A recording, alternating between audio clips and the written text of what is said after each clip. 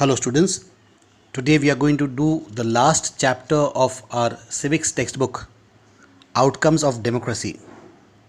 Overview.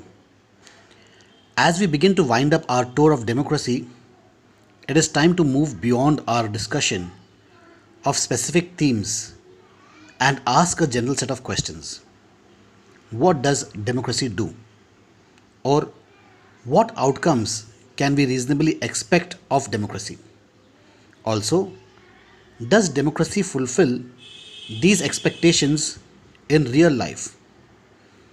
We begin by thinking about how to assess the outcomes of democracy. After some clarity on how to think on this subject, we proceed to look at the expected and actual outcomes of democracy in various respects: quality of government, economic well being, inequality, social differences, and conflict, and finally, freedom and dignity. Our final verdict, positive but qualified, leads us to think about the challenges to democracy in the next and final chapter. How do we assess democracy's outcomes? If you remember last year what we had learnt regarding the same topic, democracy, that democracy is one of the better forms of government, if not the best. We had discussed about dictatorships, about imperial regimes, about socialist states, and we found out that democracy is the best form of government at the present scenario. Do you remember how students in Madam Lindo's class argued about democracy? This was in chapter 2 of class 9th textbook. It emerged from that conversation that democracy is better form of a government when compared with dictatorship or any other alternative. We felt that democracy was better because democracy promotes equality among citizens, it enhances the dignity of the individual, it improves the quality of decision making, it provides a method to resolve conflicts, and it allows room to correct mistakes. Are these expectations realized under democracies? When we talk to people around us, most of them support democracy against other alternatives, such as rule by a monarch or military or religious leaders. But not so many of them would be satisfied with the democracy in practice. So we face a dilemma. Democracy is seen to be good in principle, but felt to be not so good in practice. This dilemma invites us to think hard about the outcomes of democracy. Do we prefer democracy only for moral reasons, or are there some prudential reasons to support democracy too? Over 100 countries of the world today claim and practice some kind of democratic politics. They have formal constitution, they hold elections, they have parties, and they guarantee rights of citizen. While these features are common to most of them, these democracies are very much different from each other in terms of their social situation, their economic achievements, and their cultures. Clearly, what may be achieved or not achieved under each of these democracies will be very different. But is there something that we can expect from every democracy just because it is democracy? Our interest in and fascination for democracy often pushes us into taking position that democracy can address all socio-economic and political problems. If some of our expectations are not met, we start blaming the idea of democracy, or we start doubting if we are living in a democracy. The first step towards thinking carefully about the outcomes of democracy is to recognize that democracy is just a form of government. It can only create conditions for achieving something. The citizens have to take advantage of those conditions and achieve those goals. Let us examine some of the things we can reasonably expect from democracy and examine the record of democracy. Accountable, responsible, correction, accountable, responsive, and legitimate government. There are some things that democracy must provide. In a democracy, we are most concerned with ensuring that people will have the right to choose their rulers and people will have control over the rulers. Whenever possible and necessary, citizens should be able to participate in decision making that affects them all. Therefore, the most basic outcome of democracy should be that it produces a government that is accountable to the citizens and responsible and responsive to the needs and expectations of the citizens. Before we go into the question, we face another common question. Is the democratic government efficient? Is it effective? Some people think that democracy produces less effective government. It is, of course, true that non democratic rules do not have to bother about deliberation in assemblies or worry about majorities and public opinion. So, they can be very quick and efficient in decision making and implementation. Democracy is based on the idea of deliberation and negotiation. So, some delay is bound to take place. Does that make democratic government inefficient?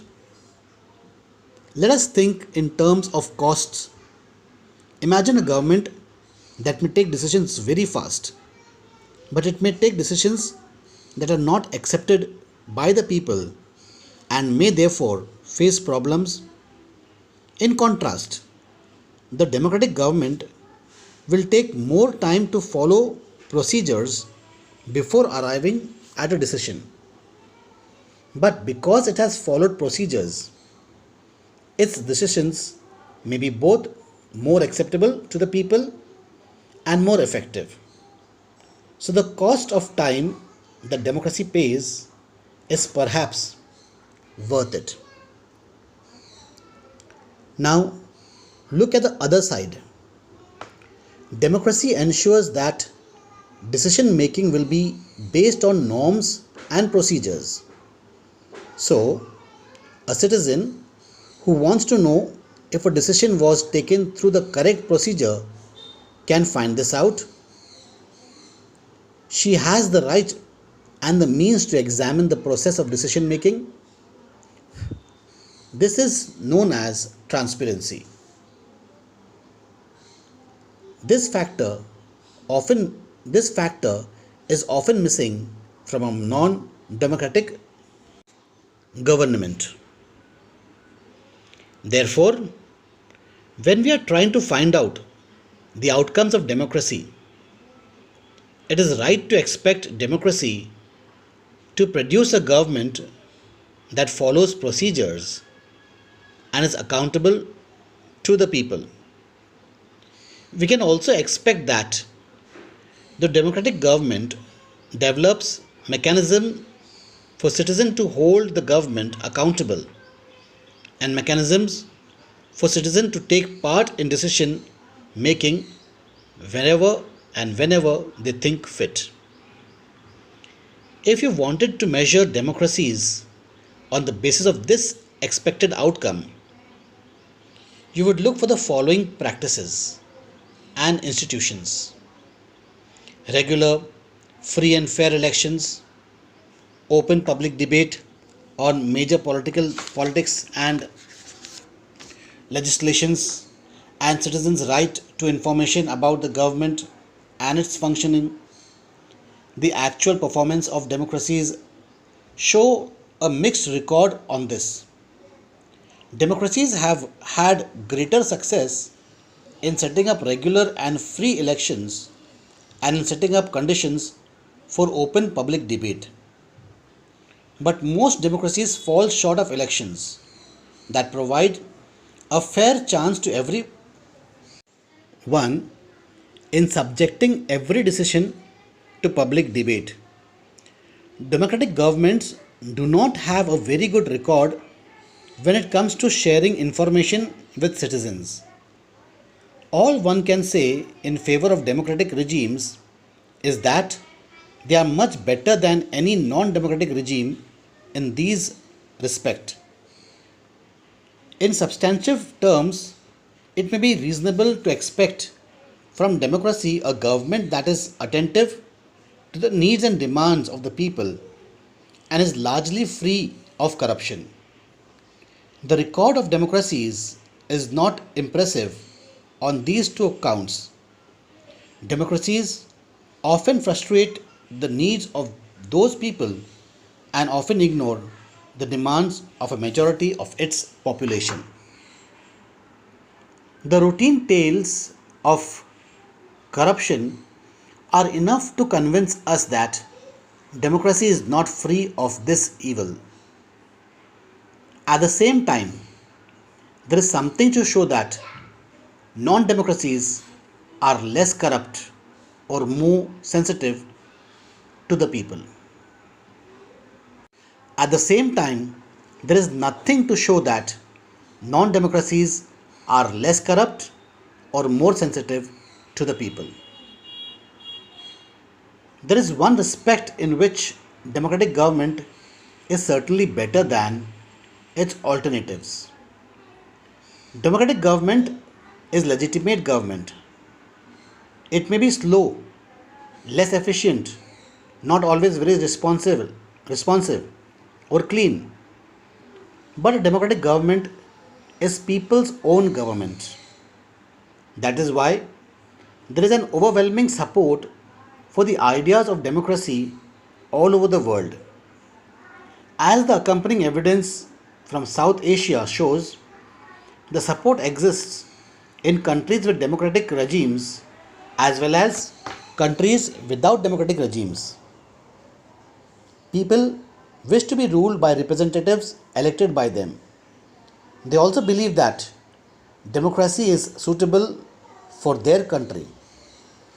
Democracy's ability to generate its own support is itself an outcome that cannot be ignored. See, when it comes to democracy, in what way democracy is advantageous? First of all, it protects the interest of the citizens. As we have already stated earlier, the citizens in a democratic country are given the right to vote on political, social, and economic issues. Particularly, the representative they want to be in charge of making major decisions, such as the president. They can, president or the prime minister, they can uh, easily vote out the candidate who has not lived up to the expectations. Okay, there's a 5-year term, they have to wait for it, but that is the essence of democracy. We give the leaders a chance to implement whatever they have promised, and if the leaders do not live up to our expectations, we can always vote another person, vote another party into power. That is the power of democracy. Democracy also prevents monopoly of authority. The power is not always in one person's hand. If you are unhappy with a particular party, the party can be voted out of power in the coming general elections. Due to the fact that the government is bound by an election term where parties compete to regain authority. So, if this time it is the BJP government and we are unhappy with the BJP government, we can always vote out BJP and bring in some other party which we feel would be beneficial for the nation, would do good to the country and to its people. Democracy prevents monopoly of the ruling authority, and the elected ruling party would make sure their policies will work for the people, as they will not be able to remain in power after their term with bad records. This will not be they will not be re-elected. So the party in power is always aware of the fact that they have a term of 5 years, and within this 5-year term they have to prove their worth. So they have to keep the people in mind while they are in power. It is not that because they are in power they can do whatever they wish to do. It is always better that they work for the people with concerns to the people, so that in the next election the people would again vote for them. People have the greatest freedom when they have the chance to make their own decisions. Democracies are more likely to be stable. In a democracy, the people know that they get to vote on their leaders. If they are angry with the government, they know that they can simply vote to change the government in the next election. So, all these are the advantages that democracy has over the other form of government. We also know that democracy is a type of a political system that requires a popular vote because it's a representative election. Elected leader to elect the leaders of the country and other officials. Simply put, the leaders are chosen, if we simply put it, leaders are chosen by the people. So many of the most successful countries in the world, including United States of America and India, operate under a democratic form of a government. While democracy is noted as one of the most efficient government system in ever, it is however not without any downsides. So let us take a look at its advantages and disadvantages. So I'll list out the advantages of democracy first. First and foremost, it protects the interest of citizens. As previously stated, the citizens in democracy are given the right to vote on political, social, and economical issues, particularly the representatives they want to be in charge of making major decisions, such as the Prime Minister. This can greatly protect the people from anything they would disagree to occur. Secondly, it prevents monopoly of authority. Due to the fact that the government is bound by an election term where parties compete to regain authority, democracy prevents monopoly of the ruling authority, and the elected ruling party would make sure their policies will work for the people, as they will not be able to remain in power after their term with bad records. They will not be re-elected. Thirdly, it promotes equality. Generally, democracy is based on the rule of equality, which means that all people are equal as far as law is concerned. Every person has the right to experience and enjoy equal political, social, and economic rights, and the state is not allowed to discriminate him on the standard of sex, class, religion, and property. Fourth, it makes for a responsible and stable administration. When they are elected and fixed representatives, a more responsible government is formed. Thus, democracy can be efficient, firm, and stable. Its administration is ruled and conducted with a sense of dedication, and people understand, and people under this system discuss matters and problems thoroughly to come up with sensible decisions. Fifth, it brings a feeling of obligation towards the citizens. The ruling authorities owe their success to elections by the citizens. So, They would feel grateful to and socially responsible for them.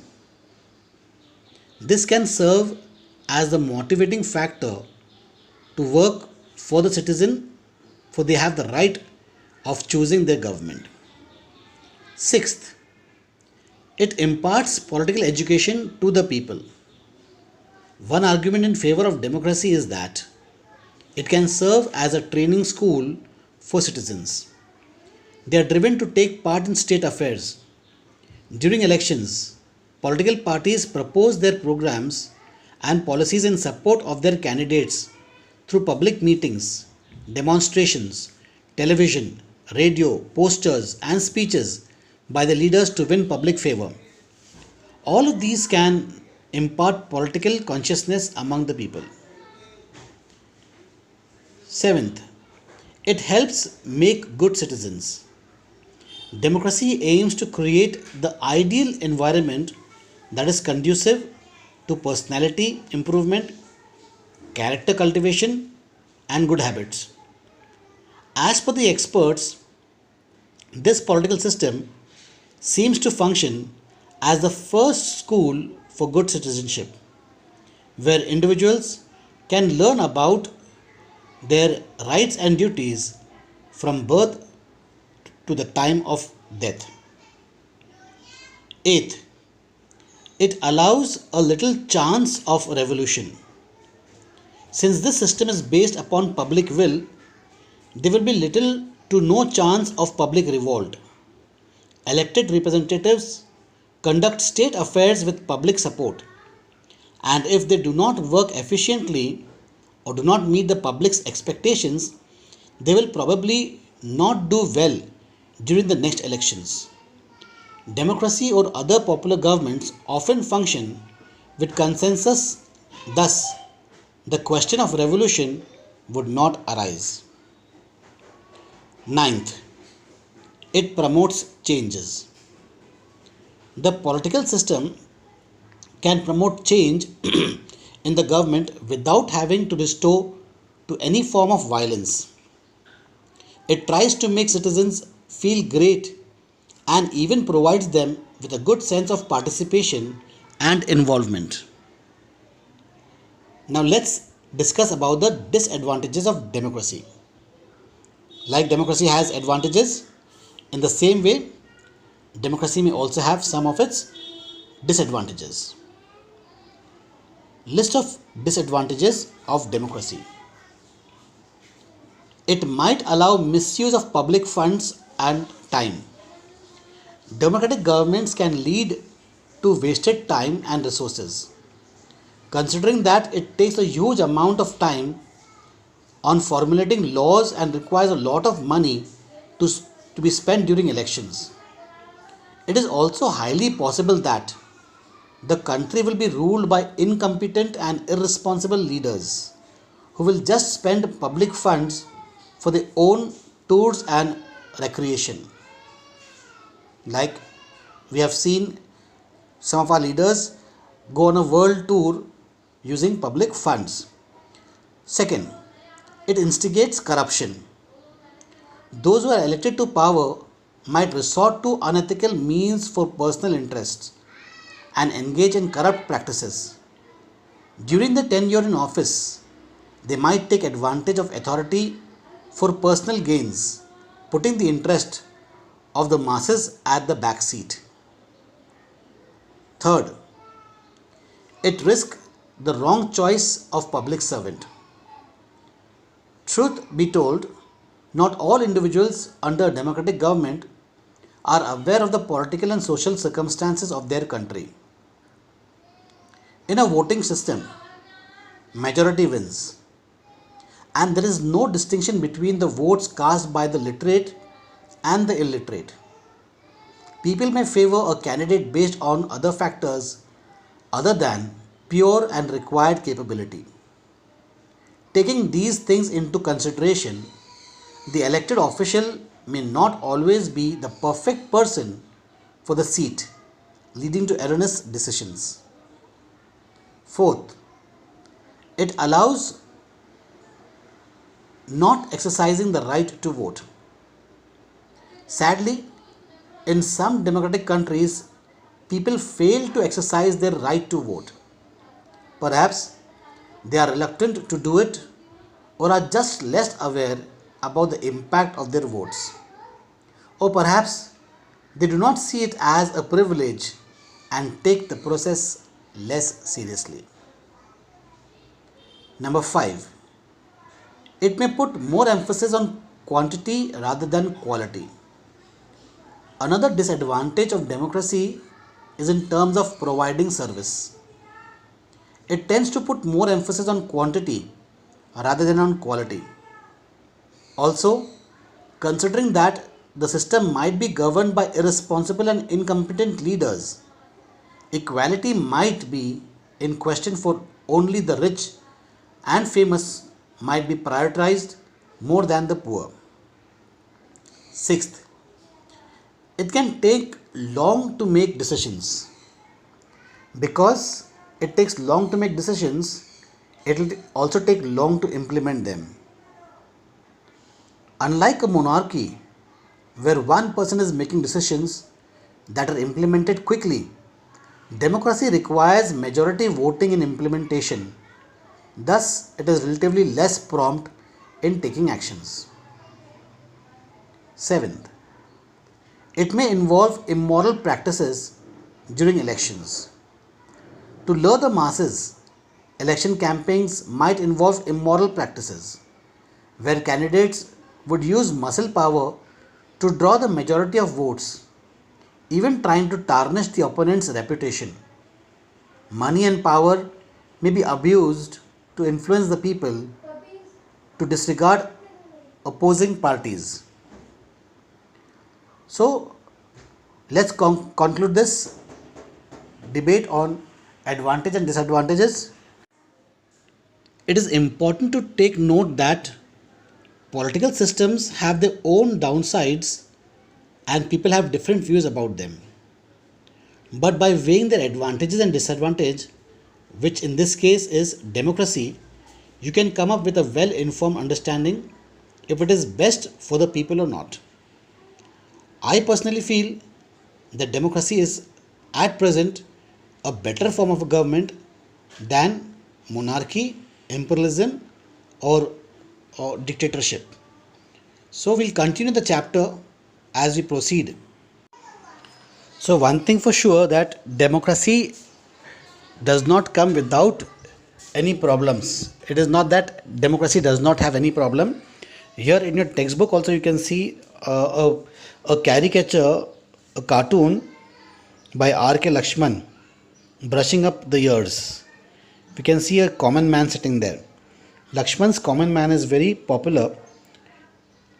He depicts political problems through his caricature, through his cartoon, by depicting an old common man wearing a checkered shirt and a dhoti with round brimmed spectacles. You can see in your textbook on page number 90.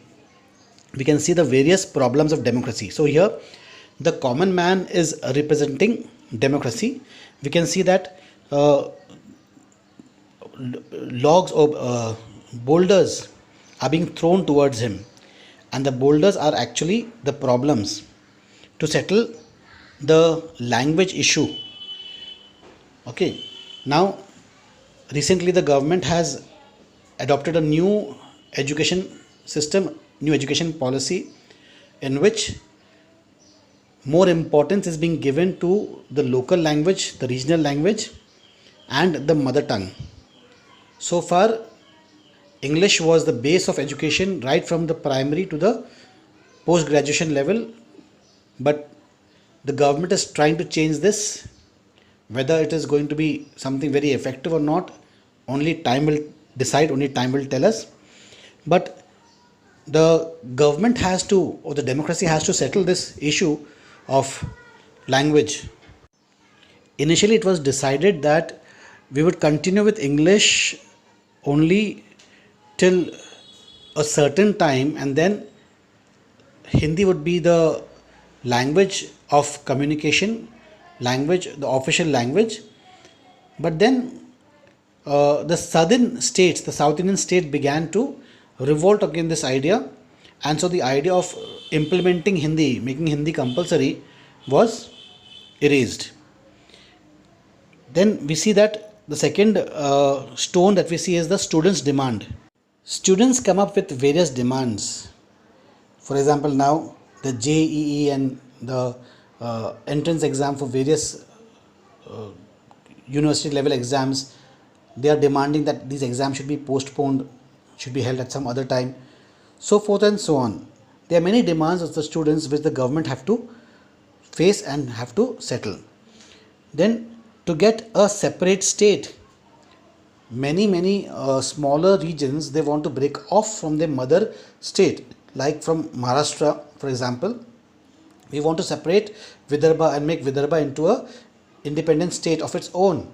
This has been a demand since quite long. The Vidarbha wanted to be its own state, because the Vidarbha region has been neglected for a long time. Whichever government comes to power, most of the resources or most of the finances goes to Western Maharashtra rather than to Vidarbha. So Vidarbha wants to be a separate state, where Vidarbha, if it becomes a separate state, it will have its own capital, it will have its own finances, and it can progress further. Then we see, as a protest against police excesses, sometimes the police have to act very tough, and people can't bear the excesses of police. So people they try to take out morchas and rallies and go to the police station and shout slogans in order to draw attention of the government. To get more DA, DA means dearness allowance. To solve the border disputes. Right now it's a big issue with the BJP government, where China claims to have access over the some portion of Ladakh, where the Indian forces, the Indian and the Chinese forces, were at confrontation. The issue is still going on. So there are so many different types of problems that democracy has to face. In the next class, we will discuss about the accountable, responsive and legitimate government in India.